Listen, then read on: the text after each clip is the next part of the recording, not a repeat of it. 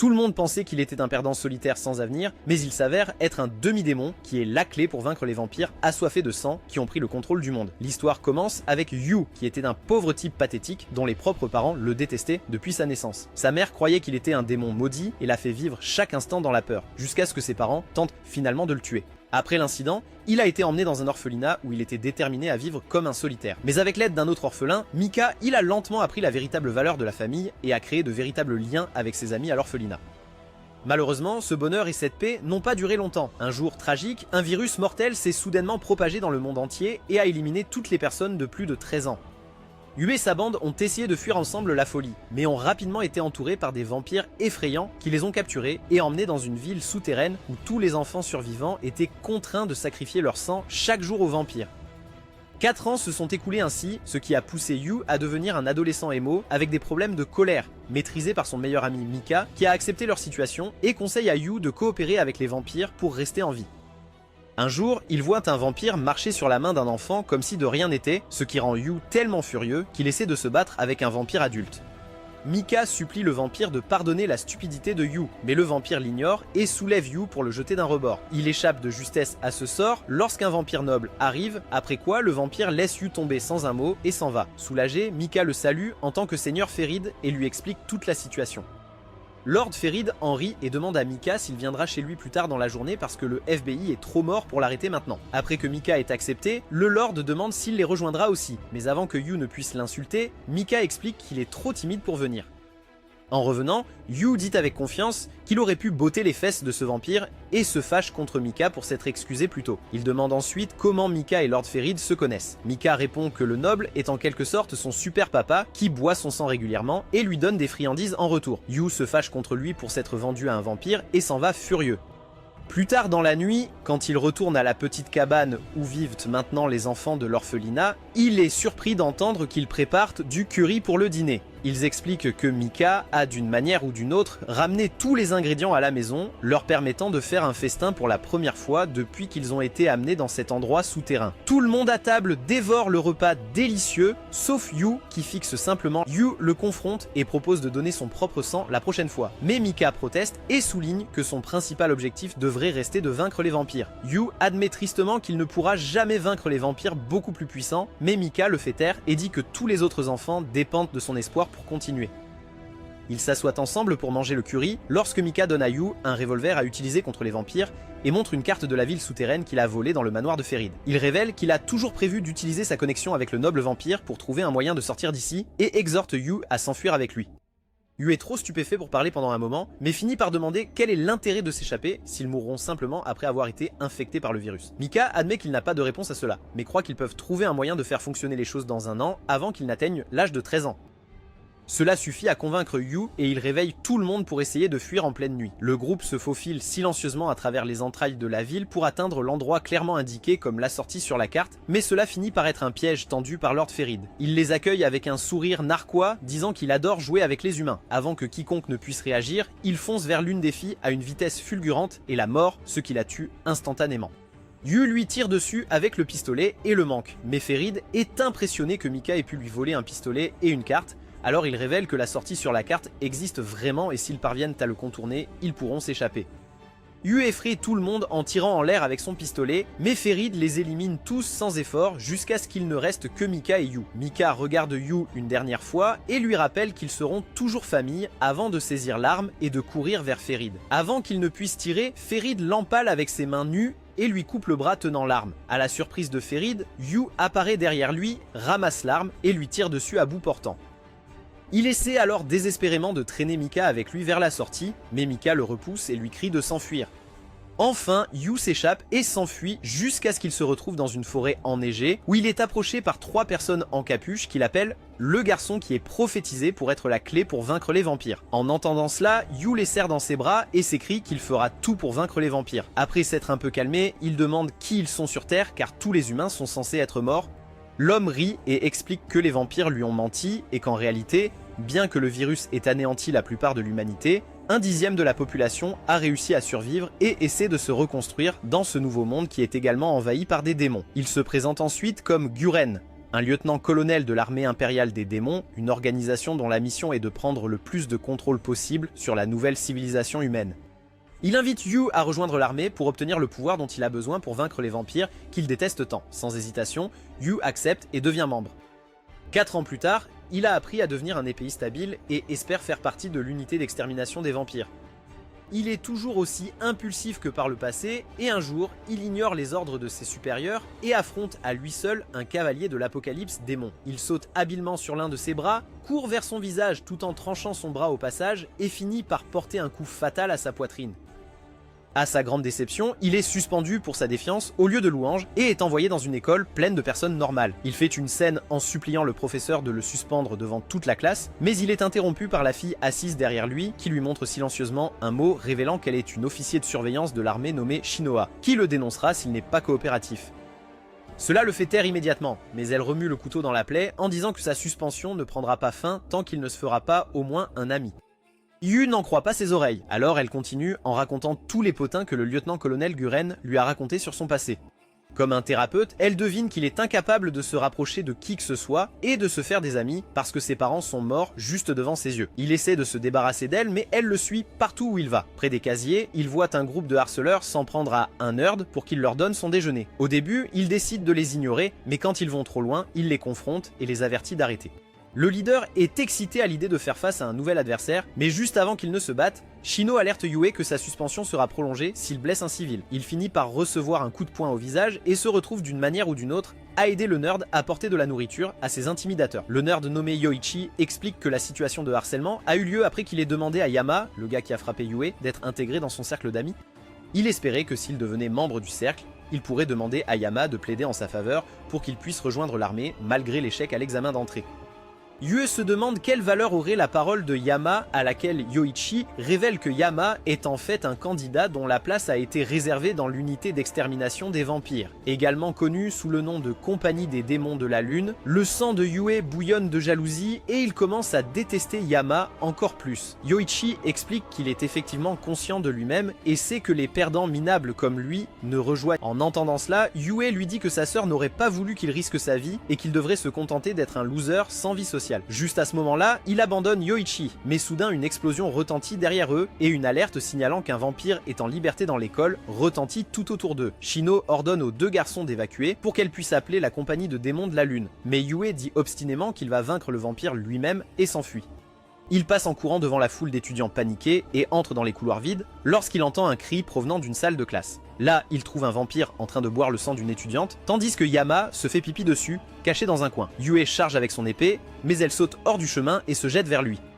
Il esquive de justesse son coup, mais elle enchaîne immédiatement avec un coup de pied qui le projette contre le mur, après quoi elle essaie de le frapper à nouveau. Il parvient à peine à s'échapper et balance son épée plusieurs fois jusqu'à ce qu'il finisse par toucher et lui couper le bras. Elle le saisit rapidement et le regarde silencieusement pendant un moment. Yue entend l'étudiante laisser échapper un souffle tremblant, alors il dit frénétiquement à Yama de prendre la fille et de partir. Au lieu de cela, le lâche pathétique crie qu'il a menti sur le fait d'être un soldat pour que tout le monde ait peur de lui. La vampire régénère alors son bras et attrape une tige. Elle commence à le frapper à l'aveuglette, mais il les esquive toutes et la frappe plusieurs fois. Elle continue de soigner les blessures superficielles et retourne boire plus de sang de la fille, mais Yoichi surgit soudainement dans la classe et la plaque au sol. Avant que le vampire puisse l'attaquer, Yue bloque sa main, ce qui la met en colère et elle les pousse tous les 2 par la fenêtre. Alors qu'il tombe, il enfonce son épée dans son corps, mais elle rit et dit que ce n'est rien de plus qu'une égratignure pour elle et qu'elle se réjouira de boire son sang avant l'arrivée de la Moon Demon Company. À ce moment-là, une autre épée la transperce, mais cette fois, elle réalise avec horreur qu'il s'agit d'une arme maudite. Le lieutenant-colonel Guren lui dit froidement adieu alors qu'elle se désintègre instantanément en poussière. Après que le vampire soit parti, Guren taquine Yue pour avoir pensé qu'il pourrait vaincre un vampire avec une arme ordinaire, mais Yue insiste qu'il était vraiment très proche de la tuer et qu'il devrait déjà devenir membre de la compagnie des démons de la lune. Guren le rejette parce qu'il n'aime pas les gens qui ne peuvent pas travailler en équipe et dit qu'il ne peut pas être membre tant qu'il ne s'est pas fait un ami. À ce moment-là, Yoichi court vers Yue avec soulagement de le voir en vie et le serre dans ses bras si violemment qu'il tombe inconscient. Dans son esprit, il retourne à l'endroit où il a perdu sa famille d'orphelinat et tous ses amis lui sourient, alors que Mika dit qu'il est content que Yue ait enfin trouvé un ami. Il demande à Yue de bien prendre soin de lui et dit au revoir car leur travail est terminé. Avant que Yue puisse comprendre, ils se détournent tous et partent sans se retourner, malgré les supplications de Yue. La prochaine fois qu'il se réveille, il se retrouve allongé sur un lit d'hôpital avec Yoichi et Shino, assis à côté de lui. Shino annonce la bonne nouvelle que Yue et Yoichi sont officiellement membres de la Moon Demon Company. Elle dit alors qu'elle a hâte de travailler avec eux comme camarades et leur demande une poignée de main. Alors que Yoichi tend immédiatement la main, Yue hésite d'abord mais rejoint à contre-cœur ses mains avec les leurs aussi. Le lendemain, la fille qui l'a sauvé du vampire lui remet timidement une lettre d'amour pour le remercier de lui avoir sauvé la vie et s'enfuit avant qu'il ne puisse dire quoi que ce soit. Shino se moque de lui après avoir vu cela, ce qui énerve Yue et il exige de savoir pourquoi il doit encore aller à l'école s'il fait partie de l'unité d'extermination des vampires. Shino hausse les épaules et lui conseille de se tourner vers Guren, mais il n'est jamais là. Enfin, elle lui assure que son entraînement pour la compagnie des démons de la lune a déjà commencé, et que s'il réussit bien, il obtiendra un jour ce qu'il désire vraiment. Elle sort alors une clé qui se transforme en le démon couvert de flammes, avec lequel elle a un contrat. Le démon se transforme en une grande faux, faisant comprendre à Yue la véritable nature des armes maudites appelées armes infernales, qui peuvent tuer les vampires. Yue décide que le moyen le plus rapide d'obtenir une arme infernale est de la prendre à Shino, bien qu'elle souligne que ces armes ne peuvent pas être utilisées par d'autres lorsqu'elles sont imprégnées du démon d'une personne spécifique.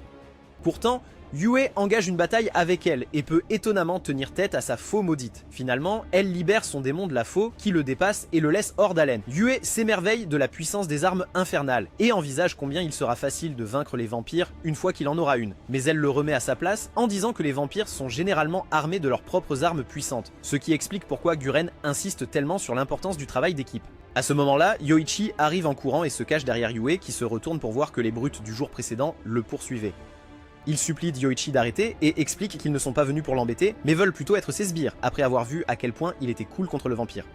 Yoichi n'aime pas souffrir du succès, alors il leur demande de le laisser tranquille. Yue les réprimande pour être tombés si bas qu'ils veulent être des sbires pour la personne qu'ils harcelaient la veille, mais Yama soutient qu'ils sont désespérés parce qu'ils veulent l'aide de Yoichi ou Yue pour utiliser leur connexion avec l'armée afin de découvrir ce qui est arrivé à leur ami Yuji qui est entré dans la chambre interdite et n'est jamais revenu. Yue ne sait pas de quelle chambre il parle, mais Shino intervient et les réprimande pour être entrés dans la zone interdite comme des idiots. Elle les informe froidement que leur ami a probablement été attrapé par l'armée et qu'il sera très probablement condamné à mort pour avoir pénétré dans la zone, après quoi elle s'en va. Plus tard, le trio se retrouve et Yue pose des questions sur la chambre interdite. Shino explique qu'on dit qu'elle est l'un des 7 mystères de l'école, mais en réalité, c'est le lieu d'entraînement de la Moon Demon Company. Elle est strictement interdite car si une personne inexpérimentée y entre, elle pourrait être possédée par un démon. Elle décide ensuite que Yue est prêt pour la prochaine étape de son entraînement et les emmène à travers des couloirs ombragés. Elle explique que toute l'école est en réalité un espace d'entraînement pour la compagnie des démons de la lune et que les personnes capables de résister à l'énergie maléfique du démon sont finalement recrutées dans l'unité d'extermination des vampires. Ils atteignent enfin une porte couverte de talismans protecteurs, au-delà de laquelle seuls ceux qui sont appelés par l'unité d'extermination sont autorisés à passer. Déterminé à obtenir son propre bras infernal, Yue ouvre la porte pour gagner le démon. La première chose qu'il voit est un Yuji dérangé tenant une hache géante. Shino lui dit de garder ses distances et de simplement observer alors que l'unité d'extermination arrive pour sauver Yuji. Évidemment, Yue l'ignore et charge Yuji avec son épée pour obtenir la hache. Yuji se retourne et bloque l'épée. Avant que Yue puisse attaquer à nouveau, Shino le bloque avec sa faux et insiste sur le fait qu'il ne peut pas encore vaincre un démon et que s'il touche le bras infernal à main nue, il sera possédé par le démon, tout comme Yuji. Comme d'habitude, Yue fait exactement le contraire et jette son épée pour se battre avec Yuji à main nue. Yuji possédé balance la hache 2 fois, mais Yue glisse en dessous, attrape la hache et frappe Yuji à la tête avec son genou. Il se sent super cool d'avoir pris l'arme infernale et se retourne pour célébrer avec Shino, mais se retrouve à la place dans le vieux hangar avec sa famille de l'orphelinat qui le regarde tout confus et lui demande pourquoi il a l'air si perdu.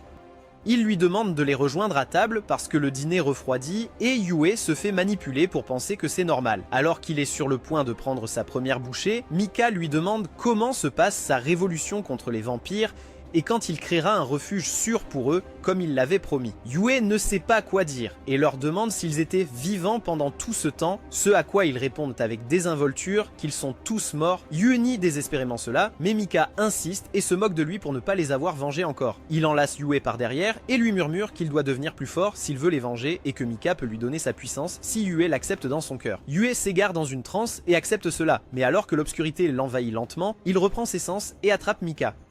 Il exige de savoir qui est vraiment cet être, car Mika ne soutiendrait jamais son désir de vengeance. Le faux Mika continue de crier qu'il est réel, tandis que le monde autour de Yue se désintègre lentement et que Mika se transforme en démon. La seconde suivante, Yue reprend conscience, au grand étonnement de Shino, qui explique qu'il a réussi à sortir des hallucinations du démon en l'exorcisant par la seule force de sa volonté, sans utiliser de sort de contrat. Yue regarde la hache avec espoir et demande si cela signifie que le bras infernal est à lui. Mais elle répond que c'est à Guren de décider quelle arme il reçoit et qu'il supervisera les rituels impliqués dans la formation d'un contrat avec le démon dans le bras infernal. Elle suppose qu'il commencera à venir dans cette salle à partir de demain pour s'entraîner avec le reste de l'unité d'extermination. En entendant cela, Yue est ravi de se rapprocher enfin un peu plus de son objectif. Le lendemain, Yue arrive en retard au lieu d'entraînement parce qu'il s'est fait frapper par un gars à l'école pour l'avoir bousculé par accident. Une fois arrivé, Shino l'escorte, lui et Yoichi, dans une salle de classe où Guren enseigne. Guren est simplement assis sur une chaise, les yeux fermés. En les voyant, il rompt enfin son silence et les présente à toute la classe comme un idiot et un peureux. Yue montre fièrement sa nature d'imbécile en proclamant haut et fort qu'il n'est pas là pour se faire des amis et que tout ce qu'on leur enseigne ici est inutile et qu'il sera celui qui obtiendra la meilleure arme. Guren lui tape sur la tête pour le faire taire et lui ordonne de s'asseoir. Il trouve une place vide mais réalise que quelqu'un a ses jambes sur la chaise, alors il leur demande d'enlever leurs pieds puants. Après avoir été ignoré plusieurs fois, la personne soulève le livre posé sur sa tête, tout agacé, et Yue le reconnaît instantanément comme le gars qui l'a frappé. Il se lance immédiatement dans une bagarre, ce qui pousse Guren à remettre en question les capacités de recrutement de Shino, parce qu'elle était assignée à la fois à Yuppie et à l'autre gars nommé Kimi. Shino admet calmement que Kimi a délibérément provoqué Yue plus tôt dans la journée pour évaluer sa capacité, et elle s'est simplement tenue en retrait et à apprécier. Quand Guren en a assez de leurs bêtises, il donne un coup de pied circulaire à tous les deux et reprend le cours. Plus tard dans la journée, tous les stagiaires se rassemblent dans une arène où un membre senior de la compagnie de la lune démoniaque explique qu'elle évaluera les capacités de chacun pour déterminer s'ils sont qualifiés pour tenter le test d'aptitude infernale qui aura lieu la semaine prochaine. L'objectif de son évaluation est de mesurer leur capacité à travailler en équipe. Elle leur demande donc de se mettre en binôme. Yue se tourne vers Yoichi, mais Shino l'a déjà choisi, laissant Yue chercher autour jusqu'à ce qu'elle réalise que la seule personne restante est Kimi. Les deux tsundere sont menottés ensemble, mais se tiennent à 1,5 m l'une de l'autre parce qu'elles ne sont pas homosexuelles. Ensuite, la porte de l'arène s'ouvre et plusieurs marionnettes de l'armée maudite sortent lentement. L'une d'elles essaie de frapper Yoichi et Shino, qui s'éloignent rapidement. Yue et Kimi décident d'être les premiers à vaincre une bête, mais finissent par aller dans des directions opposées, ce qui les fait revenir en arrière. Ils commencent à se lancer des insultes, jusqu'à ce qu'une marionnette maudite apparaisse derrière eux et leur donne un coup de poing géant. Soudain, les marionnettes se figent toutes et les interlocuteurs disent à Kimi de se précipiter à l'hôpital car l'état de sa sœur s'est rapidement détérioré. Kimi dit à l'instructeur qu'il ne viendra pas et qu'elle devrait reprendre l'entraînement, mais Yue soutient qu'il devrait mettre sa sœur en priorité. Kimi lui dit de ne pas se mêler de ses affaires et qu'il doit devenir membre de la Moon Demon Company, quoi qu'il arrive. Il demande ensuite à l'instructeur de reprendre l'entraînement, mais Yue le frappe et insiste frénétiquement sur le fait que si sa famille meurt, il ne pourra jamais les revoir. Les mots de Yue parviennent enfin à Kimi et ils se rendent tous deux à l'hôpital où Yue découvre que la sœur de Kimi est infectée par le virus mortel qui a décimé la majeure partie de l'humanité.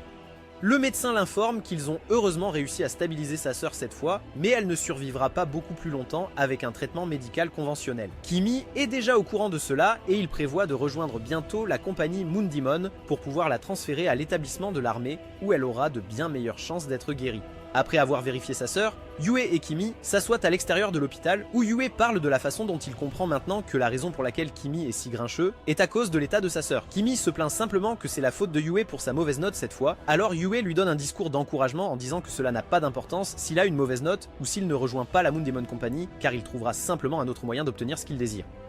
Kimi admet à contre-cœur que Yue a raison et s'excuse auprès de lui de l'avoir entraîné dans ses problèmes et d'avoir eu de mauvaises notes également. Pendant ce temps, dans une autre ville, un démon cavalier de l'apocalypse terrorise les civils jusqu'à ce qu'un vampire vêtu d'une cape apparaisse et le tue.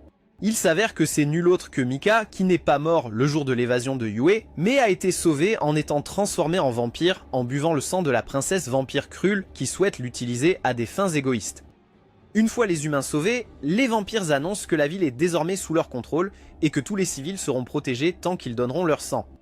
Une fille qui a été sauvée par l'intervention de Mika s'approche de lui et lui offre son sang en guise de gratitude. Mais il la rejette et observe silencieusement tout ce qui se passe. Plus tard dans la journée, Mika assiste à une réunion pour les vampires nobles où la princesse Krull déclare la guerre contre l'armée impériale des démons pour avoir continuellement empiété sur les territoires des vampires, tuant des vampires en utilisant la magie et surtout expérimentant avec des êtres peuplés séraphins. Alors que tout le monde acclame, Mika pense en lui-même qu'il doit sauver Yue avant qu'il ne soit trop tard. De retour dans l'unité d'extermination des vampires, Yue attaque Guren par surprise après l'avoir finalement traqué pendant 10 jours. Yue finit inévitablement sur les fesses, mais exprime quand même sa frustration de ne pas encore avoir reçu une arme infernale. Étonnamment, Guren accepte de lui en donner une et ajoute même qu'il enverra Yu au front après, c'est tout ce qu'il avait toujours voulu entendre. Après cette discussion, Yu rencontre Shino qui le félicite d'avoir obtenu le feu vert pour conclure un contrat avec un démon.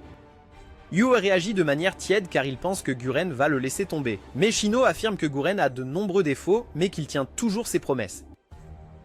Plus tard en classe, le professeur rend les tests écrits des élèves et leur rappelle que la note déterminera quel rang de bras infernal ils recevront. Kata regarde avidement sa copie et est stupéfait de voir qu'il a obtenu 0. Avant qu'il ne puisse la cacher, Shino la saisit et court autour de la salle en se moquant de lui. Lorsqu'il finit par l'attraper, elle a déjà discrètement placé sa copie sur le bureau du devant où les autres élèves se rassemblent et découvrent qu'il a obtenu 0. Yoichi essaie de le défendre en disant que son japonais doit être faible parce qu'il a passé la plupart de sa vie dans la ville souterraine avec les vampires qui parlent anglais et latin. Pourtant, Kimi le ridiculise en exhibant son score parfait et ça se termine comme d'habitude par une confrontation entre eux. À ce moment-là, Guren entre dans la pièce pour vérifier le bruit, ce qui pousse Yu à le confronter pour savoir s'il recevra toujours son bras infernal. Kimi le pousse de côté et confronte également Guren pour avoir disparu pendant 10 jours, et insiste sur le fait qu'ils sont tous prêts à passer des contrats avec le démon maintenant. Guren leur demande avec sarcasme s'ils croient vraiment pouvoir affronter un démon, ce à quoi ils répondent tous les deux avec entêtement et commencent à se disputer sur qui a les meilleures chances. Pendant qu'ils se chamaillent, Guren demande à l'enseignante ce qu'elle en pense, à quoi elle répond que Yu et Kimi sont certainement plus forts qu'elle ne l'était à leur âge, mais plus surprenant encore, celui de la classe qui montre le plus de résistance aux tentations du démon est Yoichi. Intrigué, Guren décide de faire les choses à sa manière et dégaine son épée en disant que s'il meurt, ils ne devraient s'en prendre qu'à eux-mêmes pour ne pas s'être suffisamment entraînés. Dès qu'il enfonce l'épée dans le sol, la pièce est plongée dans une obscurité menaçante et tout le monde commence à se tordre de douleur. Un par un, les étudiants tombent comme des mouches, mais Yu et Kimi parviennent à rester debout, tandis que Yoichi regarde autour de lui avec inquiétude, en se demandant pourquoi tout le monde s'évanouit soudainement. Peu après, Guren retire son épée et tout revient à la normale, après quoi il déclare que tous ceux qui sont encore conscients ont ce qu'il faut pour faire partie de la cérémonie du contrat des armes infernales s'ils continuent à s'entraîner. Ceux qui sont encore debout auront droit à un essai pour la série du démon noir, qui est du même rang que son épée actuelle. Il jette un dernier coup d'œil autour de lui et décide que ces personnes seront Yu, Kimi, Yoichi et Shino. Il semble être déçu par cette dernière, mais il ne s'attend à rien d'autre car elle vient de la famille Lee de l'armée impériale. Le groupe est conduit par Guren au procès lorsque le professeur exprime ses doutes quant à laisser Yoichi essayer pour la série Démon Noir car il n'est pas assez fort pour accepter un démon. Guren dit simplement que s'il n'est pas assez fort, il mourra, mais le professeur persiste quand même, ce qui amène Guren à donner à Yoichi la chance de partir s'il ne veut pas risquer sa vie. Yu et Kimi lui conseillent tous les deux de partir, mais après avoir rappelé la scène où sa sœur a été tuée par un vampire, ils décident de rester. Après cela, Guren les conduit à un ascenseur qui les emmène profondément sous terre. Yu et Kimi essaient de calmer les nerfs de Yoichi à leur manière brutale, tandis que Shino taquine Kimi pour avoir besoin d'utiliser un bureau pour se soutenir pendant le test de Guren. Quand Yu s'ajoute avec sa propre moquerie, Guren l'avertit de ne pas prendre cela à la légère car ce démon ne ressemblera en rien à celui qu'il a affronté auparavant. Les portes de l'ascenseur s'ouvrent, dévoilant une immense salle avec des visages de démons noirs sur tous les côtés. Guren explique que la salle contient chaque arme de la série Démons Noirs et que chaque personne doit choisir une arme de son choix et entrer dans un cercle rituel, après quoi la cérémonie de contrat commencera immédiatement. S'ils triomphent du démon, ils acquerront son pouvoir. S'ils échouent, ils seront soit tués par son pouvoir, soit transformés en démons eux-mêmes et seront tués par Guren. Poussé par son désir de tuer les vampires qui ont emmené Mikai loin de lui, Yu s'avance audacieusement et dégaine un katana. Peu après que tout le monde ait choisi une arme, leur cérémonie de contrat commence. Kimi se retrouve dans la maison de son enfance où il s'occupait de sa sœur malade. Sa sœur fragile est au lit comme toujours et crie de douleur. Il se précipite pour la vérifier, mais elle dit plutôt que si elle est trop un fardeau, il devrait la quitter. Il ne la laisse même pas terminer la phrase avant de refuser et de dire que si elle meurt, ils mourront ensemble. puis elle prétend l'avoir entendu pleurer la nuit parce qu'il trouve difficile de s'occuper d'elle et qu'il veut la quitter. Ces derniers mots stupéfient Kimi et il se demande s'il l'a mal entendu, mais sa sœur se lève et les répète d'une voix étrange en ajoutant qu'il pleure parce qu'il est un être humain avide qui ne pense qu'à son propre bénéfice. Cela lui fait réaliser qu'il n'est pas de retour chez lui, mais dans une hallucination créée par le démon. Cependant, le démon souligne qu'il s'agit d'un souvenir mélangé avec ses véritables sentiments. Kimi s'énerve et crie au démon de la fermer. Pendant ce temps, Yu se retrouve dans l'orphelinat, mais il est complètement vide. Soudain, Mikai apparaît derrière lui, portant les vêtements qu'il devait porter dans la prison souterraine pour vampires. Il accuse directement Yu de fuir et d'abandonner sa famille quand ils avaient le plus besoin de lui, mais cela n'affecte pas Yu le moins du monde, qui dit fermement au démon qu'il devrait cesser de jouer à des jeux mentaux parce qu'il connaît déjà toutes les astuces. Démon Mikai sourit et un nuage noir commence à sortir de sa bouche et se transforme en pointe noire qui transperce le corps de Yu pour le maintenir en place. Mikai tombe sur le sol, d'où émerge un démon noir aux yeux rouges qui dit qu'il réalise maintenant que Yu n'est pas tombé dans son hallucination parce qu'il a déjà affronté un démon auparavant, mais que ce démon était beaucoup plus faible et qu'il est beaucoup plus capable de briser son esprit. Yu lui dit de se taire et de lui donner son pouvoir. Le démon l'évalue pendant un moment et demande s'il veut son pouvoir pour se venger de la famille qu'il pensait ne jamais avoir. Lorsque Yu confirme cela, le démon dit qu'il est prêt à lui prêter toute sa puissance si c'est pour un tel objectif. Cela surprend Yu qui ne pensait pas que ce serait si facile, mais soudainement une voix derrière lui dit que ce n'est pas suffisant. Yu a un mauvais pressentiment et se retourne pour voir les corps morts de tous ses amis. L'une des filles ouvre les yeux et dit que le démon ne donnera son pouvoir que s'il se consacre entièrement à la vengeance. Le démon accepte et dit qu'il ne donnera finalement pas son pouvoir et disparaît. À sa place, Mikai apparaît et demande à Yu, de manière enjouée, s'il va encore les quitter, suivi par un autre ami qui pose la même question. Les autres enfants interviennent et disent joyeusement que Yu ne ferait jamais cela, comme pour se moquer de lui. Mika lui dit alors qu'il est injuste de se faire de nouveaux amis, comme Yoichi et Kimi, parce que cela signifie qu'il les laisse derrière et finira par les oublier. Yu nie cela, alors Mika lui dit de le prouver en renonçant à ses nouveaux amis, puisque les orphelins sont la seule famille dont il a besoin. Ils commencent tous à chanter comme s'ils étaient en transe que Yu devrait tout donner pour se venger. Yu riposte et de toutes ses forces, leur crie de se taire et de lui donner les pouvoirs du démon, car il les utilisera pour protéger tous ceux qui lui sont précieux. Cela brise enfin les chaînes qui le retiennent, et il se retrouve transporté dans un vaste vide où le démon se matérialise devant lui et accepte de lui donner son pouvoir car il l'aime bien. Avant que Yu ne s'emballe trop, il le prévient qu'il le possédera au moment où son cœur semblera vaciller et qu'il perdra sa conviction. Après avoir accepté ces conditions, le démon se présente sous le nom d'Azura et lui dit de l'appeler si elle a besoin de son pouvoir. Enfin, elle décide de révéler à Yu qu'il n'est pas entièrement humain et qu'au moins 10% de lui est autre chose, ce qui pourrait signifier que les humains expérimentent sur lui. Yu est totalement confus par cela, donc Azura lui conseille de ne pas faire confiance à aucun humain parce qu'ils sont pires que les démons ou les vampires. Yu lui demande de quoi elle parle, mais elle ne s'explique pas davantage et forme le contrat entre eux. Yu ouvre les yeux pour se retrouver dans la salle de cérémonie du contrat où Guren le félicite d'avoir réussi le test. Il s'avère que Kimi a déjà terminé sa cérémonie de contrat et obtenu son bras infernal.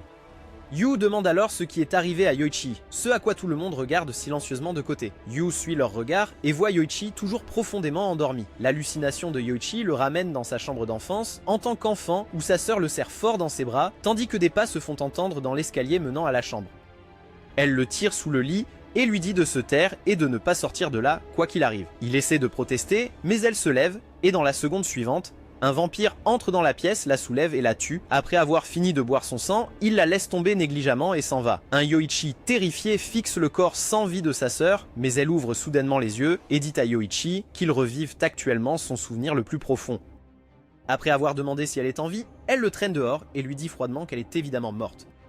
Lorsqu'elle le laisse partir, il revient à lui-même et lui demande qui elle est réellement. Elle répond qu'elle est le démon qu'il a invoqué pour passer un contrat afin de venger sa sœur. Mais après avoir sondé son cœur, elle n'a pas trouvé la moindre trace d'un désir de vengeance et n'a senti que des émotions que le démon déteste, comme l'amour et la compassion. Yoichi proteste, affirmant qu'il veut venger sa sœur, mais elle prétend qu'il ment et qu'il est soulagé que sa sœur soit morte à sa place. Elle ajoute ensuite qu'il ne veut que la paix pour ses proches, sans causer de bain de sang, et qu'aucune vengeance ne peut être accomplie avec ce genre de choses. Elle dit qu'elle déteste les gens comme ça, et donc il devrait la laisser se venger à sa place. En un instant, elle plonge sa main dans sa poitrine et ils se regardent de manière gênante jusqu'à ce que le démon dise qu'il n'a même pas essayé de se défendre, et qu'une telle personne ne mérite pas d'être son maître.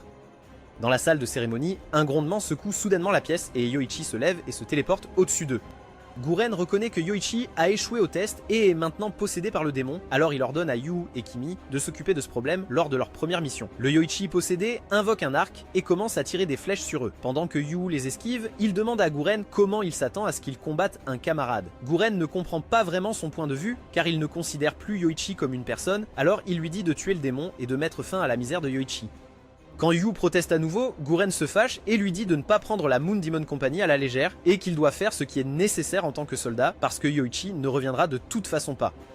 Conflit, Kimi et Yu brandissent leurs armes infernales et échangent un regard complice. Kimi se lance sur le démon tout en déviant les flèches qui approchent avec ses épées jumelles. Il frappe le démon, mais celui-ci bloque avec son arc et le fait tomber d'un coup de pied. En même temps, Yu attaque par derrière, prenant le démon par surprise, permettant à Yu de le désarmer.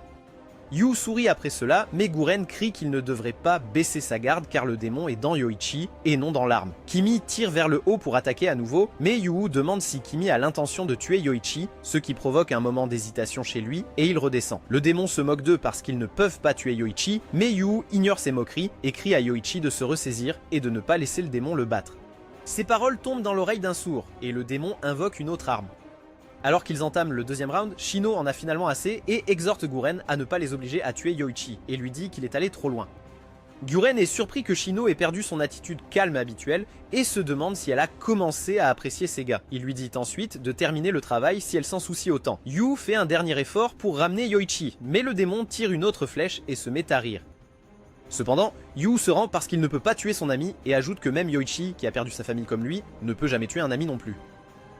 Enfin, il jette son épée de côté, choquant Kimi et Shino qui se mettent en action. Le démon continue de viser la flèche et est sur le point de tirer, mais Guren aussi crie à Yoichi de ne pas se cacher sous le lit comme il l'a fait avec sa sœur et de vraiment prendre position et protéger son ami. Le corps de Yoichi se fige et le souvenir du sacrifice de sa sœur lui revient, mais cette fois, il tend la main hors du lit avec la motivation d'être assez fort pour aider ses proches. Il crie au démon de lui donner son pouvoir pour détruire ses ennemis, et cette fois, cela fonctionne, et Yoichi reprend le contrôle de lui-même. Immédiatement, il commence à pleurer comme un enfant, et étreint Yu le réconforte. Guren donne un coup de pied à Yu dans le ventre pour avoir pris autant de temps, ce qui déroute complètement Yu. Shino demande si c'est ce à quoi il s'attendait tout ce temps, mais il reste distant et insiste sur le fait qu'il ne se soucierait pas si un enfant mourait. Il s'approche alors de Yoichi et lui dit qu'il doit avoir compris que la vengeance ne devrait pas être ce qui le motive, mais que le désir de protéger ses amis importants est une meilleure raison de vivre. Il donne la même leçon à Yu en lui disant qu'il devrait quitter sa famille précédente et accepter cette unité comme sa famille et mettre sa ligne pour eux à la place. Après cela, il redevient lui-même, léger et les récompense pour avoir obtenu une arme infernale et travailler en équipe en les envoyant en première ligne. Il explique que les vampires ont été très actifs dans la région du Kansai et qu'ils prévoient de la reprendre, donc ils iront tous enquêter sur la zone. Ce soir-là, Yu fait un rêve à propos de Mika qui lui dit qu'il continuera à hanter ses rêves jusqu'à ce qu'il trouve la réponse quant à savoir pourquoi il l'a abandonné. Il se transforme ensuite en Azura qui le tente de lui donner son âme quand elle se brisera en promettant de se venger pour lui. À ce moment-là, le réveil sonne et heureusement le réveil de ce rêve ennuyeux. La première chose qu'il fait est de jouer avec son épée qu'il a gardée à côté de lui sur le lit. Il enfile son uniforme de l'armée impériale pour la première fois depuis longtemps et part en mission en réfléchissant à la manière dont il rendra justice à la Mecque. Il arrive à la station de métro délabrée où Shinoa l'attend déjà. Ensemble, ils montent dans le train et Yu lui demande pourquoi elle est là. Elle répond qu'elle est là pour lui donner des ordres concernant la mission de Shinjuku. Il demande s'il pourra tuer des vampires une fois arrivé, mais elle le décourage de penser au sang si tôt le matin. Elle explique qu'il est plus important pour eux de renforcer leur défense, ce qui ennuie Yu à mourir et il décide de l'ignorer. Une fois qu'ils atteignent Shinjuku, Shinoa déclare leur titre en tant que membre de la compagnie des démons de la lune aux gardes là-bas, qui se moquent d'eux avec incrédulité parce qu'ils ressemblent à des enfants. Yu se moque de Shinoa pour son apparence modeste, à quoi elle répond qu'elle a encore beaucoup de marge pour grandir parce que sa sœur était grande et belle. Yu est surpris d'apprendre qu'elle a une sœur pour la première fois, mais elle précise qu'elle est morte comme toutes les autres sœurs de la série. Voyant que Yu se sent mal pour elle, elle dit que c'est normal d'avoir perdu un être cher vu qu'ils vivent dans un monde si tragique. Quand les portes de Shinjuku s'ouvrent, ils entendent une fille se plaindre bruyamment à Guren d'être associée à des débutants. Après avoir rejoint Kimi et Yoichi, ils l'entendent se plaindre du fait qu'elle fait partie de l'unité d'extermination de vampires depuis l'âge de 13 ans, et que c'est embarrassant pour elle d'être mise au même niveau que des moins que rien, et pas seulement ça, mais aussi parce que la position de chef d'équipe revient à Shinoa, pour qui elle semble avoir une haine particulière car elle est complexée par le fait que Shinoa soit une jolie moins que rien. Après avoir remarqué qu'ils sont tous là, Guren les informe que la fille nommée Mitsuba se joindra à eux, ce que Shinoa accepte avec calme, contrairement à Mitsuba qui semble sur le point d'être possédée par un démon. Très vite, les deux finissent par brandir leurs armes infernales l'une contre l'autre, forçant Guren à intervenir et à les menacer de confinement solitaire s'ils ne se comportent pas. Une fois les choses calmées, Guren présente officiellement Mitsuba au groupe et souligne qu'une fois qu'ils partent, ils doivent travailler en équipe et personne n'est autorisé à faire cavalier seul, car une équipe d'au moins 5 est essentielle pour survivre aux attaques de vampires armés. Yu fait sa routine habituelle en jouant au loup solitaire lorsque Mitsuba lui lance un coup de pied surprise qu'il parvient à bloquer avec sa main. Ses réflexes rapides l'impressionnent, et elle accepte de lui enseigner même si Guren fait remarquer qu'il ne lui a jamais demandé d'enseigner qui que ce soit. Pour leur première mission, l'équipe doit se rendre dans un quartier voisin où un groupe de personnes est retenu en otage par des vampires qui les utilisent comme des poches de sang personnelles. Après les avoir libérés, ils iront à Shinjuku. En marchant vers leur destination, Yoichi s'émerveille devant la ville en ruine car c'est la première fois qu'il voit le véritable extérieur au-delà de la zone protégée par l'armée impériale. Il demande à Yu ce que c'était d'être un garde patrouillant à l'extérieur des barrières, mais avant qu'il ne puisse répondre, Mitsuba intervient avec sa remarque plate et dit que quels que soient où les cavaliers qu'il a affrontés près de la barrière, ils sont comme des petites mouches, et ceux qu'ils affronteront ici sont d'un tout autre niveau, donc ils doivent toujours rester en formation et garder une surveillance constante à moins qu'ils ne veuillent mourir. Ils atteignent la station où ils espèrent trouver le village, mais il ne semble pas y avoir de signes de vie humaine jusqu'à ce qu'une petite fille commence à crier et court vers eux. Derrière elle, un cavalier semblable à une araignée la poursuit. Elle crie à l'aide et essaie de changer de direction en sautant une barricade, mais le monstre la suit et la projette vers elle, la faisant tomber. Yu essaie immédiatement d'intervenir, mais Mitsuba lui ordonne de s'arrêter, disant que c'est un piège tendu par les vampires qui comptent sur eux pour interférer. Cependant, Yu ne peut pas supporter de rester les bras croisés et de regarder un enfant mourir, alors il court pour la sauver quand même.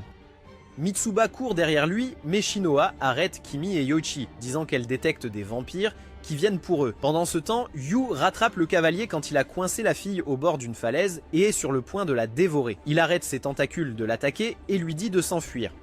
Une fois qu'elle s'échappe, Mitsuba arrive et coupe un des bras du monstre avec son bras infernal en forme de faucille. Juste après avoir frappé, il voit un groupe de vampires venir vers eux. Mitsuba explique que les vampires utilisent des gens au hasard comme appât pour à la fois attirer les monstres et attraper les humains qui les aideront afin qu'ils puissent traiter ces menaces humaines. Les trois vampires entourent Nidu et l'attaquent tous en même temps. Il parvient à esquiver la plupart de leurs coups, mais quand l'un d'eux lui fait une entaille superficielle au visage, il invoque Azura pour qu'elle lui prête son pouvoir, ce qui provoque un nuage noir repoussant les vampires et des marques commencent à se former sur sa peau. Le cavalier attaque pendant qu'il n'est pas attentif, mais Kimi arrive heureusement à temps et inflige une blessure profonde au monstre suivie d'une flèche tirée par Yoichi qui coupe son bras restant. Enfin, Mitsuba assène le coup fatal à sa tête. Les vampires qui voient cela réalisent qu'ils font partie de l'unité d'extermination des vampires et décident d'appeler des renforts, mais Yu intervient en balançant son épée qui envoie une onde de choc qui les repousse. Mitsuba lui dit d'arrêter avant qu'ils ne puissent continuer, en disant qu'ils doivent battre en retraite. L'un des vampires finit par les traiter de bétail pathétique, ce qui déclenche la colère de Yu.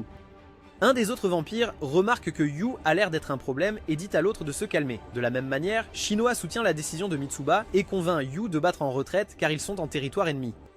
Une fois qu'ils se sont échappés, Mitsuba gifle Yu pour son imprudence qui a mis toutes les squads en danger. Yu explique qu'il ne pouvait pas laisser mourir une personne innocente, mais accepte son erreur et s'excuse.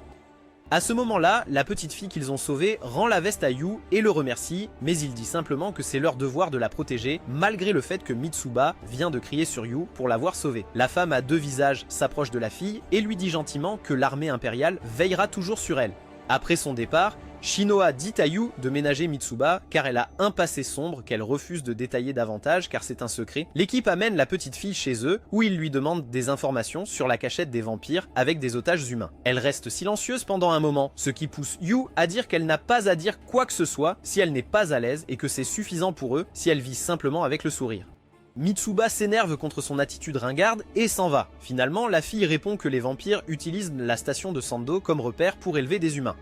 Le lendemain, en route vers la station Sando, Kimi demande ce qu'ils feront des civils capturés là-bas, ce à quoi Mitsuba répond qu'ils ne devraient pas s'en soucier pour le moment et que leur priorité est de botter les fesses des vampires. Shinoa ajoute que si les vampires se révèlent être éveillés et armés, ils devront à nouveau battre en retraite. Une fois qu'ils commencent à descendre les escaliers vers la station, Shinoa les informe de leur stratégie. Elle leur rappelle que, d'après les informations de la fille, ils doivent s'attendre à 7 vampires, mais ils dorment probablement, alors ils peuvent foncer à pleine force et espérer les prendre par surprise. Dès qu'ils entrent, ils trouvent un groupe d'enfants tristes et épuisés, portant le même uniforme blanc que Yu devait porter dans la ville souterraine. Mitsuba essaie la première à leur tourner le dos et à se diriger vers l'étage où les vampires sont censés être. Kimi se demande pourquoi les idiots ne s'enfuient pas simplement quand les vampires ne regardent pas, mais Shinoa et Mitsuba soulignent que l'extérieur est rempli de monstres et qu'ils obtiennent la protection des vampires en échange de leur sang. Une fois qu'ils atteignent l'étage, il ne faut pas longtemps pour qu'un vampire en cape apparaisse et l'escouade sort immédiatement ses armes sur ordre de Mitsuba. Cependant, avant que Mitsuba puisse donner d'autres ordres, Yu passe à l'action et poignarde le vampire en plein cœur, ce qui le vaporise instantanément. Mitsuba ne supporte pas son audace et s'approche pour le frapper, mais il lui attrape la main et lui dit sévèrement d'arrêter de se plaindre, autant parce qu'il n'a pas agi de son propre chef et a simplement attaqué après les ordres de Mitsuba de dégainer et de s'assurer que l'ennemi était désarmé.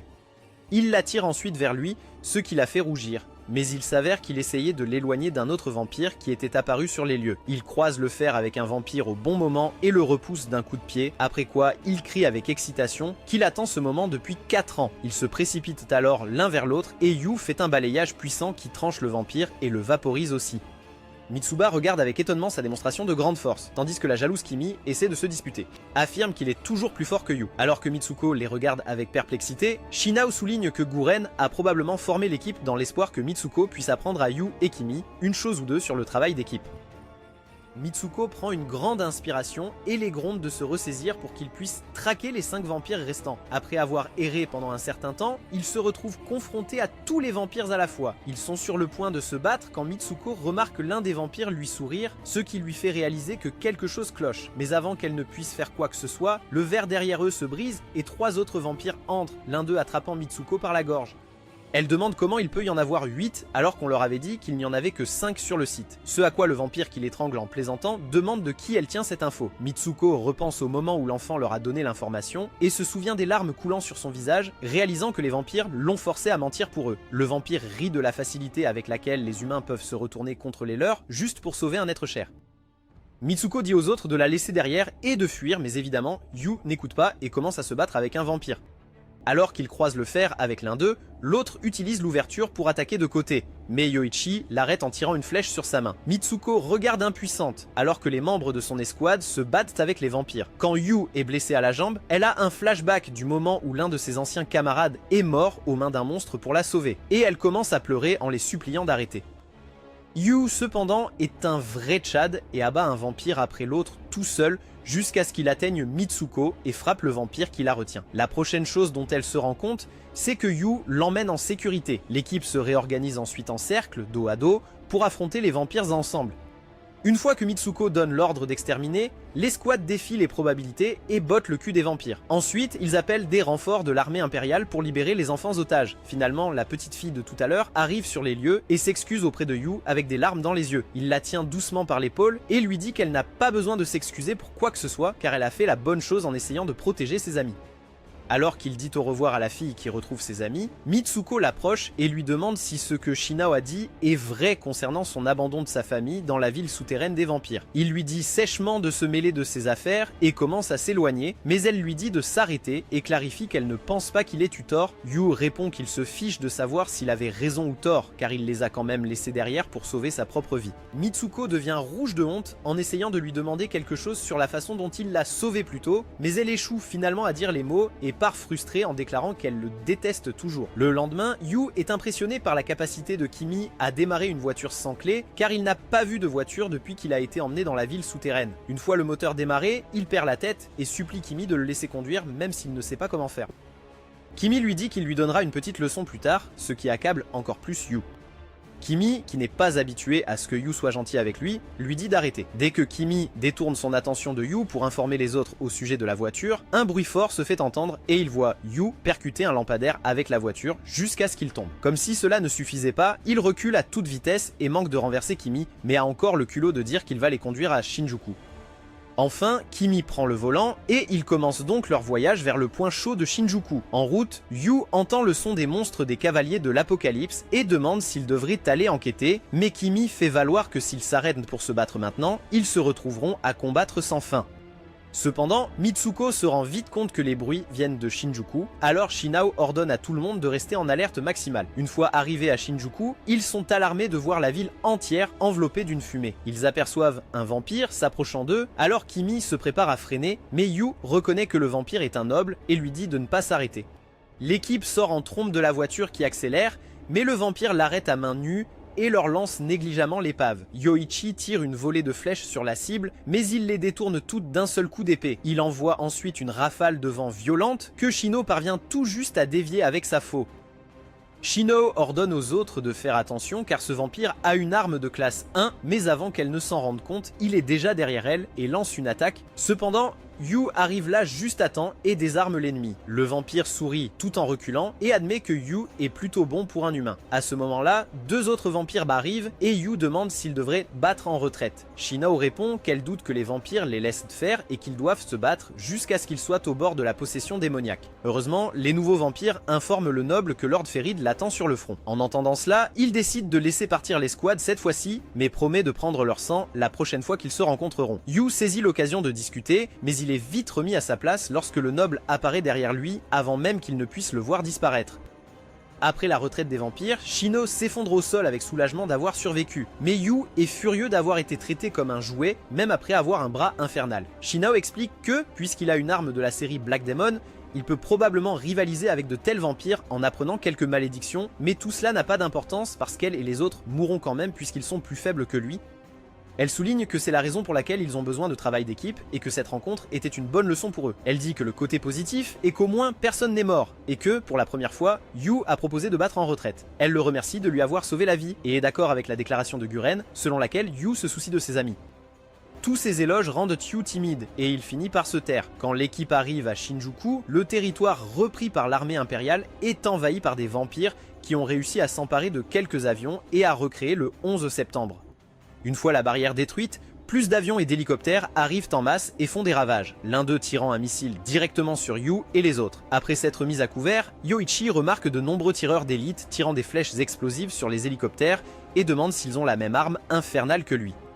Mitsuko explique qu'ils sont plus comme une version plus faible de la sienne et que ces armes sont appelées armes runiques. Yu se fâche de ne pas être celui qui parle pour une fois et les ramène à l'ordre alors qu'un hélicoptère fonce vers eux et tire une rafale de balles. Ils parviennent tous à s'échapper, mais des vampires descendent de l'hélicoptère pour combattre au sol. L'escouade, ainsi que les autres soldats, s'engagent dans une bataille difficile avec les suceurs de sang, mais ils sont en grand désavantage à cause de l'hélicoptère agaçant qui continue de faire des attaques aériennes. Yoichi essaie de l'abattre, mais un vampire vient après lui, seulement pour être arrêté par Shino.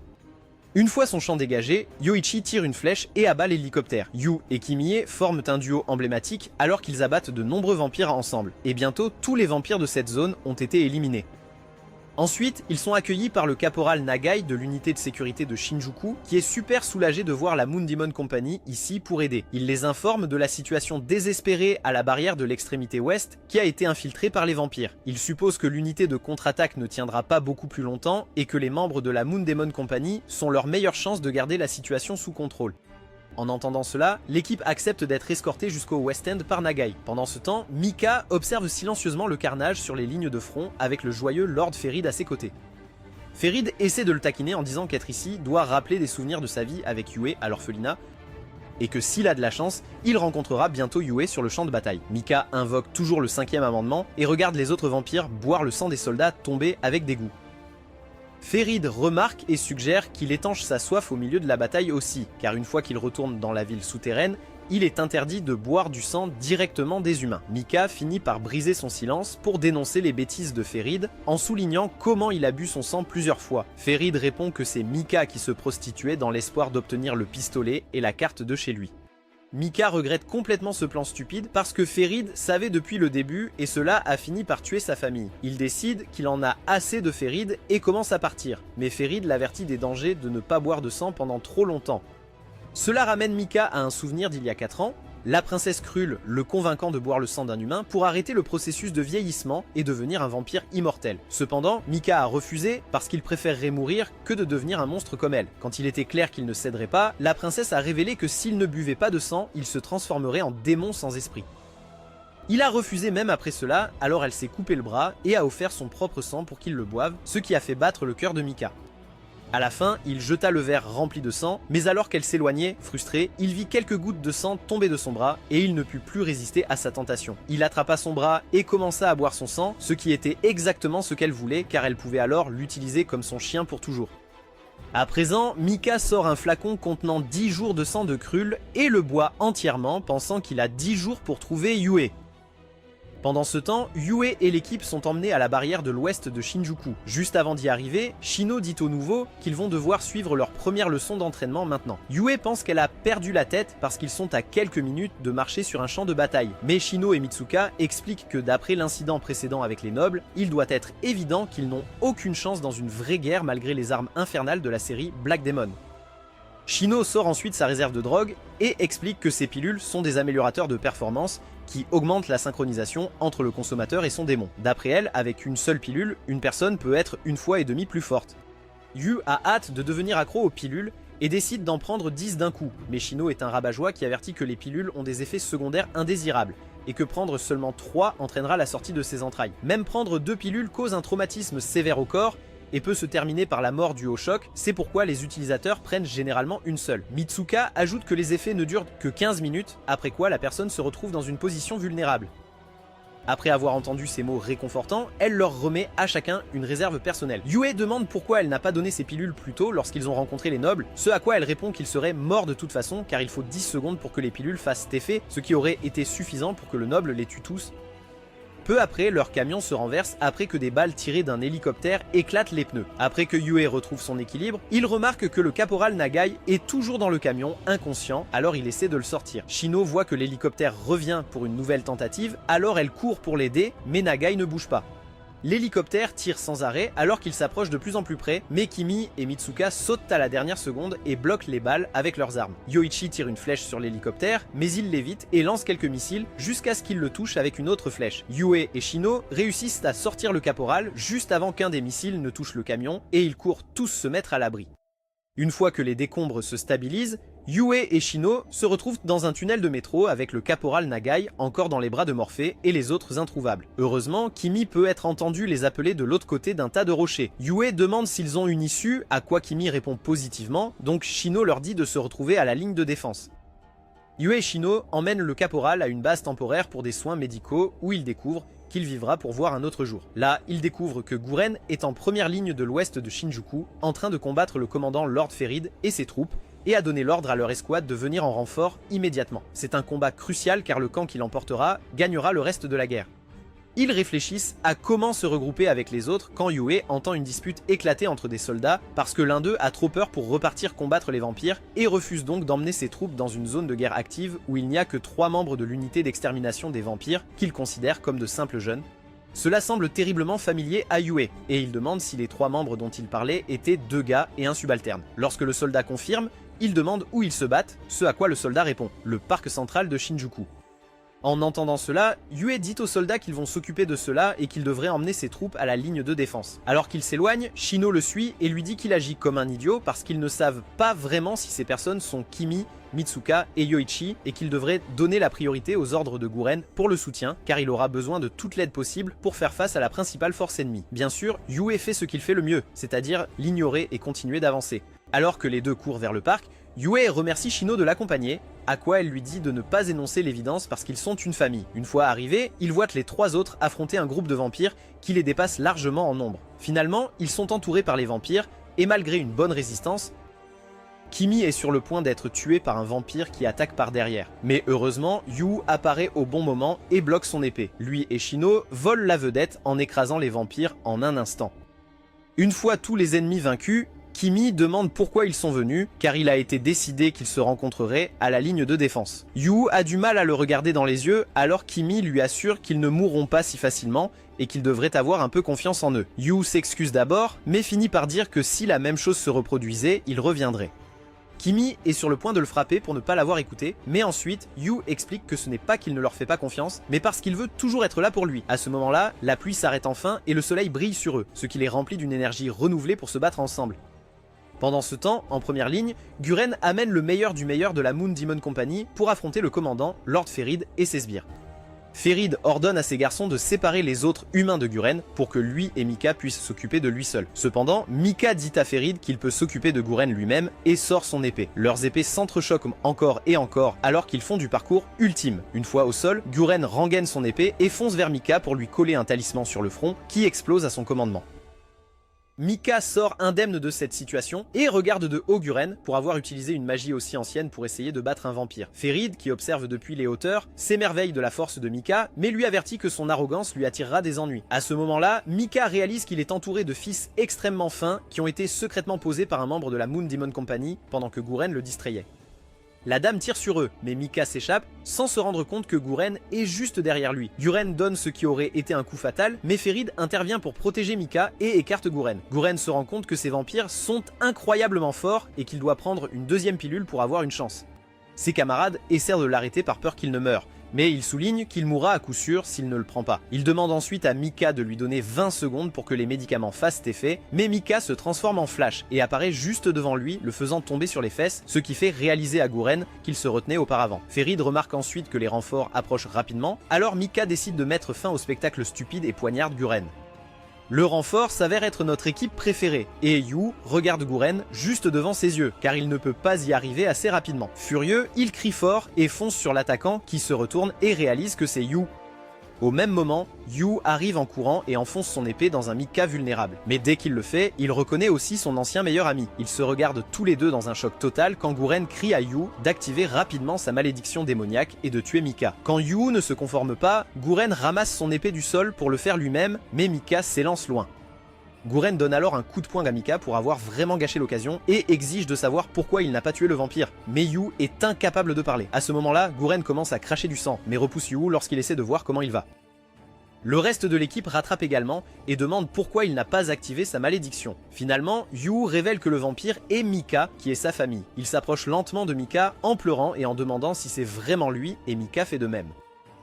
Ferid joue les troubles faits de manière agaçante et demande à Mika ce qu'il compte faire puisque Yu a probablement été manipulé par les humains autour de lui. Mika répond qu'il sauvera Yu, mais Ferid souligne le fait évident que Yu est un humain et que leurs espèces ne peuvent pas coexister. Il suggère ensuite joyeusement de transformer Yu en vampire, mais Mika le saisit par la gorge et menace de le tuer s'il touche à Yu.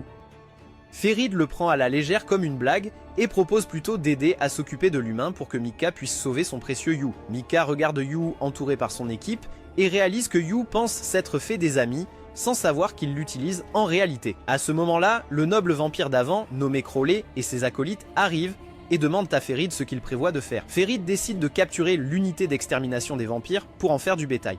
Voyant tant de nobles, Guren sait qu'ils n'ont aucune chance et ordonne à toutes les troupes de se replier sur la deuxième ligne de défense. Yu proteste parce qu'il ne sait pas quoi faire pour son dernier membre de la famille, Mika, mais Yoichi et Shino le convainquent que ce n'est pas le moment d'y penser et ils commencent à s'enfuir. Ferid cible Yu, disant que s'échapper n'est pas autorisé.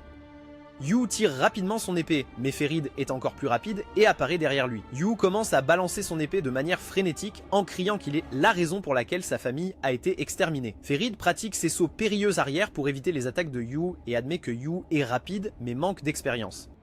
Guren essaie de le prendre en embuscade sur le côté, mais Ferid disparaît et réapparaît derrière lui pour lui donner un coup de pied circulaire, ce qui suffit à mettre Guren, déjà blessé, hors de combat. Ferid suit avec un coup de poing à l'estomac, et l'idiot de Yu dévoile son attaque surprise en criant à l'avance. Donc Ferid disparaît quand Yu était sur le point de le poignarder et vient derrière lui pour sucer son sang. Soudain, son bras est coupé, et il s'avère que c'est fait par nul autre que Mika. Mika s'approche de Yu et le presse de tout quitter et de s'enfuir avec lui. Yu n'a aucune idée de ce dont il parle et se demande pourquoi il est avec Ferid. Mika ne donne pas de réponse, mais le prend dans ses bras et part. Yu essaie encore et encore de demander à Mika ce qu'il fait, mais il ne donne que des réponses vagues comme Yu doit s'éloigner parce que les humains le trompent. Agacé, Yu se libère des bras de Mika et une fois face à face, il demande si cela signifie que Mika n'est plus humain et si c'est de sa faute parce qu'il s'est enfui. Mika nie cela et insiste sur le fait que tout ce qui compte, c'est qu'ils restent ensemble. Cependant, Yu refuse parce qu'il ne peut pas abandonner ses amis. À ce moment-là, Yu entend les cris de Shino et se retourne pour voir Crowley l'étrangler. Il va l'aider mais Mika l'arrête et le supplie de ne pas regarder en arrière car il n'y a rien pour lui là-bas. Kimi, qui essaie de la sauver, se fait également maîtriser et un par un, ils se font tous capturer par les nobles vampires. Yu essaie de les atteindre à nouveau, mais Mika le serre fort et le supplie de comprendre. Mais évidemment, il ne comprend pas pourquoi il devrait laisser les vampires boire le sang de ses amis, alors il utilise toute sa force pour renverser Mika. Cependant, c'est trop tard, et ils finissent tous par se faire boire leur sang, ce qui fait hurler Yu de douleur.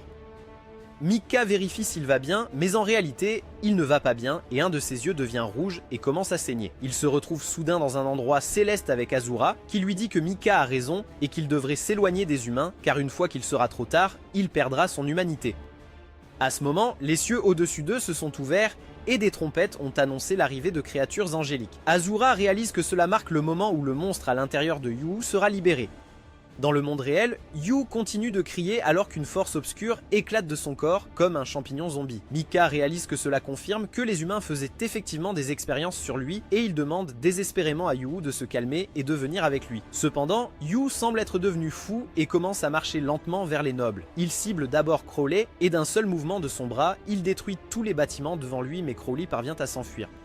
Il croise ensuite les lames avec lui, ce qui envoie Crowley voler dans un bâtiment et en ressortir de l'autre côté. Yu le suit et balance son épée plusieurs fois jusqu'à ce qu'il donne un coup de pied à Crowley au ventre et frappe le sol, ce qui fait s'élever la terre entre eux en une tour de forme suspecte qui détruit la zone environnante et laisse derrière elle un cratère géant. Après avoir vu toute cette destruction, Ferid demande à Guren ce qu'il a exactement créé mais Guren fait semblant de ne pas savoir.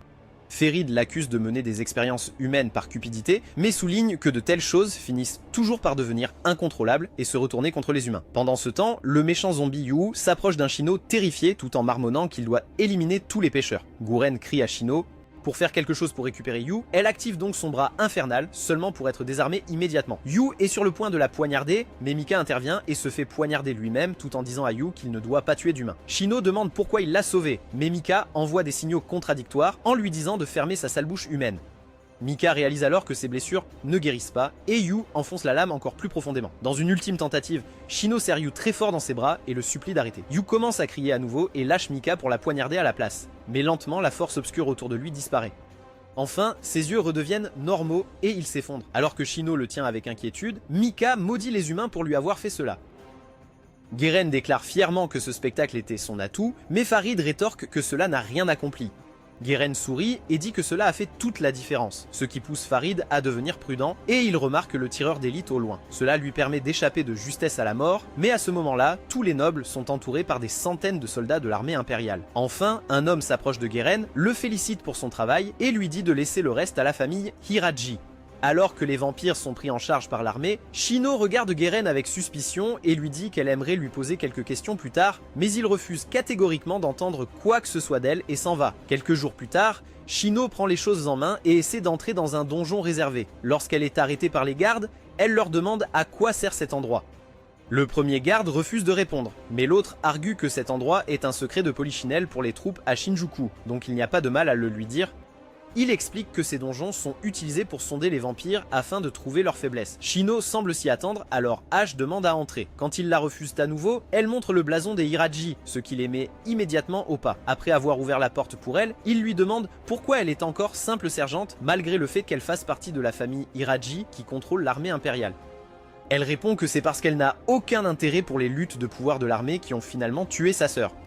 En entrant, elle passe devant quelques vieux donjons jusqu'à ce qu'elle trouve une porte intéressante, qu'elle traverse et la mène à un grand laboratoire sophistiqué dans lequel des dizaines de scientifiques effectuant des expériences inconnues. Elle entre dans la salle de contrôle principale où elle trouve Gueren et le coince pour un interrogatoire. Il essaie de la faire partir, mais elle le confronte à propos des pilules spéciales qu'il lui a fait donner à Yu. À l'époque, il affirmait que Yu avait besoin de médicaments spéciaux parce qu'il avait un bras infernal unique, mais elle soupçonne maintenant que les médicaments l'ont transformé en ce monstre. Gueren admet franchement l'expérimentation humaine et la critique pour être ou prétendre être naïve, car elle devrait savoir que l'existence de l'humanité est en sursis en raison de la menace constante des vampires et des cavaliers de l'Apocalypse, et que des expériences, comme le travail de vie de sa sœur sur la création des armes infernales, sont nécessaires pour assurer leur survie, même si cela coûte des vies. Gueren l'accuse alors de ne s'en soucier autant que parce qu'elle a le béguin pour Yu et lui dit de sortir avec ses manières enfantines. En partant, Gueren révèle que les effets des médicaments dureront encore 5 jours et qu'il se réveillera après cela. Les jours passent et Yu se réveille enfin et trouve Yoichi endormi sur une chaise à côté de lui. Sentant le changement, Yoichi se réveille immédiatement et est ravi de voir Yu reprendre conscience. Il court chercher tout le monde, mais Yu est très confus et demande ce qui s'est passé. Yoichi répond qu'il a été dans le coma pendant 7 jours, mais que tout le monde est en sécurité, ce qui soulage grandement Yu. Il réalise alors que Mika est toujours en vie et que ce n'était pas un rêve, et il commence à pleurer. Shino, qui entre à ce moment-là, le réconforte et lui assure que c'est un cri naturel, car il a retrouvé un membre de sa famille après une longue période. Yu essuie ses larmes et demande ce qui s'est passé après qu'il ait perdu connaissance, ce à quoi elle explique que des renforts sont arrivés en masse, mais qu'ils n'ont réussi à capturer que les vampires communs et très peu de nobles, la plupart d'entre eux s'étant échappés. Il demande ce qu'il est advenu de Mika et en voyant l'hésitation de Shino, lui demande de lui dire la vérité car tout ce qu'il veut savoir c'est s'il est vivant. En entendant cela, elle révèle qu'il a été pris par les vampires. Yu la remercie puis lui attrape soudainement le cou et demande comment elle s'est blessée. Elle commence à rougir et bégayer qu'un vampire l'a mordue. À ce moment-là, Mitsuko entre brusquement dans la pièce et assiste à la scène suspecte, ce qui la rend jalouse et pousse Shino. Après avoir clarifié la situation, Yu réalise que même Mitsuko a la même blessure. Enfin, Yoichi amène Kimi qui essaie de faire comme si de rien n'était en lui souhaitant la bienvenue, mais Shino le dénonce rapidement pour avoir constamment veillé sur Yu pendant son coma. Les voyant tous ensemble, Yu remercie chaleureusement l'équipe d'être ses amis. Ils lui disent d'arrêter son côté sentimental et le laissent se reposer pour la nuit, lui assurant qu'ils sont tous en pause jusqu'à ce qu'il se rétablisse complètement. Une fois seul, il pense à quel point il est chanceux que non seulement tous ses amis, mais aussi Mika aient survécu. De l'autre côté, Mika pense la même chose de Yu et ils jurent tous les deux de se sauver un jour sans connaître la véritable nature du grand plan en cours. Si vous aimez cette vidéo, envisagez de vous abonner et regardez la vidéo suivante sur votre écran.